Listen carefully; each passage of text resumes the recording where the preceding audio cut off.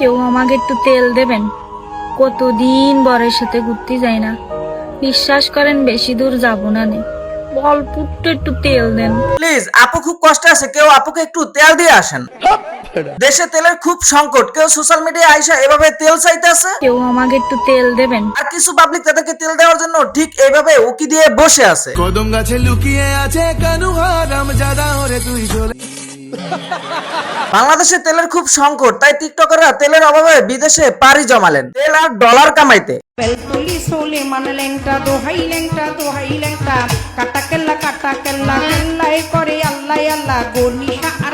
আর এই জন্য টিকটকার সুমাইয়া রিমু চলে গেলেন নটি আমেরিকা। সে নটি আমেরিকা যায় নটি স্টাইলে টিকটক বানাইতেছে।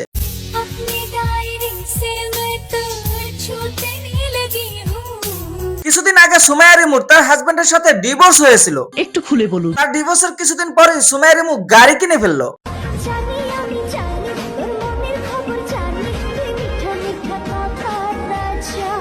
ছোটবেলা দেখতাম মেয়েদের ডিভোর্স হলে তাদের জীবনটা অনেকটা অভাবে চলতো, আর এখন থেকে ডিভোর্স হলে মেয়েরা কোটি টাকার মালিক হয়ে যায়।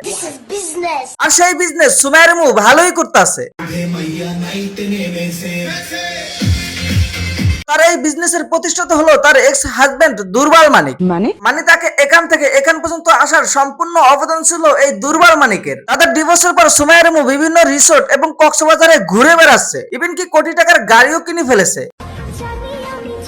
অন্যদিকে দুর্বল মানিক কষ্টে জীবন যাপন করতেছে। আমি সবসময় আমার ভাগ্যকে ভয় পাই, কারণ আমার পছন্দের জিনিসগুলো আমার ভাগ্যতে থাকে না। আফসোস কর, এই ইঞ্জিন চালাতে যতটুকু পাওয়ার দরকার হয় তা তোর ভিতরে নাই, এই জন্য তোর ইঞ্জিন দিছিস ভাড়া, এখন তোর ইঞ্জিন পার্মানেন্ট আরেকজন চালায়। তবে যাই বলেন না কেন, সুমাইয়া রিমু যখন বিদেশে পাড়ি জমালেন, এখন কিন্তু সে একজন রেমিটেন্স যোদ্ধা। মানে বিদেশে সার্ভিস দেয়া, বিদেশি ডলার কামায় দেশে রেমিটেন্স পাঠাবে। আশা করি সুমাইয়া রিমুর এই বিদেশ সফরে দেশের তেল সংকটও দূর হবে। সুমাইয়া রিমু নটি আমেরিকা যায় নটি নটি ডান্স দিতে আছে। আমি শিওর দেশে বড় অঙ্কের রেমিটেন্স নিয়ে আসবে। যারা যারা ভিডিওটি সম্পূর্ণ দেখার পর লাইক, কমেন্ট এবং শেয়ার করো না, তাদের কপালে কোনোদিন গার্লফ্রেন্ডই জুড়ে না।